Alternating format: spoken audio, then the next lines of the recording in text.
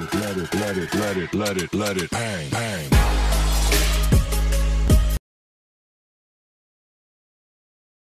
Hello, hello, hello, hello, hello.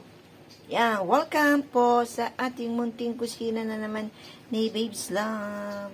The reality of ng buhay ni Babes Love. Yan. So, ito ang ating uulamin today. Ito po ay patata. Siyempre, yan po hiwain ko. Gagawin ko siyang square. Dahil tayo po ay magtotorta ng patatas. Yan lang. Kasi wala tayong ginilang eh. Yan na lang. So, kami lang naman, tatlo lang naman kami kakain. Ito muna ang aming uulamin today. Yan po ay nahiwa na po natin ang patatas. At yan po ay ating pong iluluto. At ngayon po, ito, babatiin po natin yung itlog dito. Yan, yan. Tatlo yan, tatlong peraso. Yan. So, siyempre, may sibuyas. Salang sibuyas, gagawin natin, igigisa muna natin to sa sibuyas. Yan. So, tayo muna natin, ha. Nasag na po natin yung itlog. So, ngayon po, tayo po ay maglalagay ng konting asin. Yan.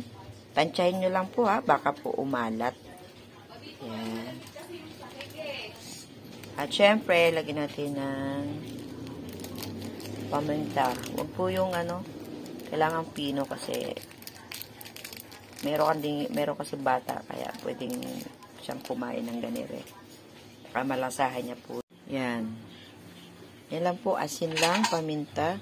Yan. At syempre, yan po, ibabatiin po natin yan. Dahil pag naluto po yung patatas, yan po natin itatambog. Yan.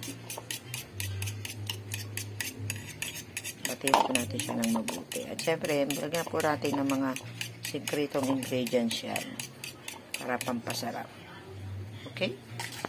Yan, tayo po ay nagpapainit na ng mantika sa kawali kasi tayo po ay magigisa na. Gigisa po natin yung ating torta. Yan. Yung malaki-laki pang ang hiwa ko. Malaya, pepe ko. Yan. Magtutorta po tayo, mga kasimple na tortang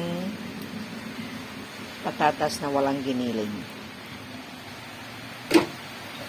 Yan. Ay mainit na po. Tayo ay mag-igisa. Igisa ang sibuyas. Yan lang po yung aking ulam. Simpleng ulam sa bahay namin. Yan. Ang bango. At syempre, lagay po natin to. Ayan. Lagay natin ang patatas. Natira pa.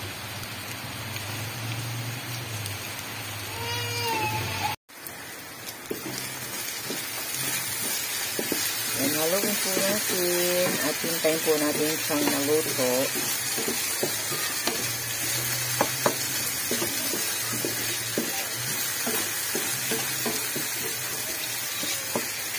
Siguro to maluluto ito mga around 10 minutes.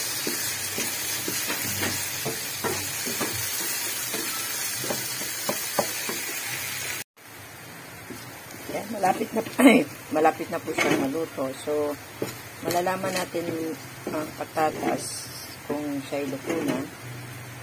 Yan. Kung ito po ay malambot na.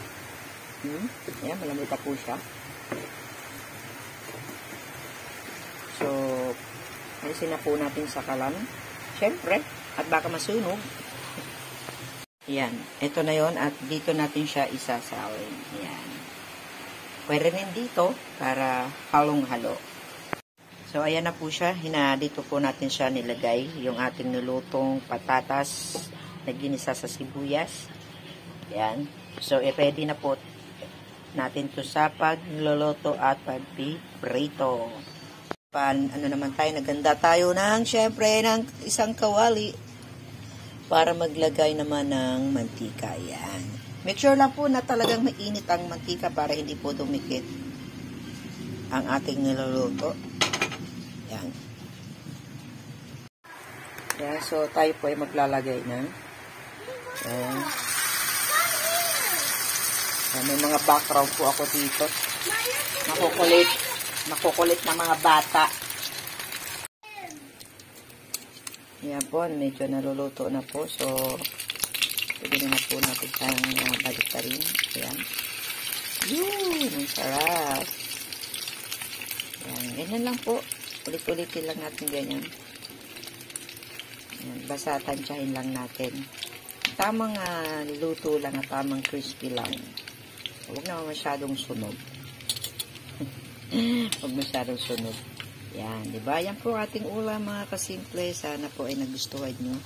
Ating torta. Yan. So, marami pa ho tayong lulutuin. Yan. Ayan, hanguin na natin. Baka naman po ay masobran sa pagkatorta.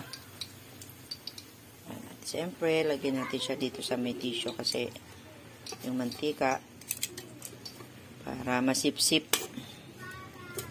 Ayan. Yan po. So, salamat po sa lahat sa inyo. Ayan. Ang simpleng luto ni Babes Love. Alam ko kayang-kaya nyo po ito.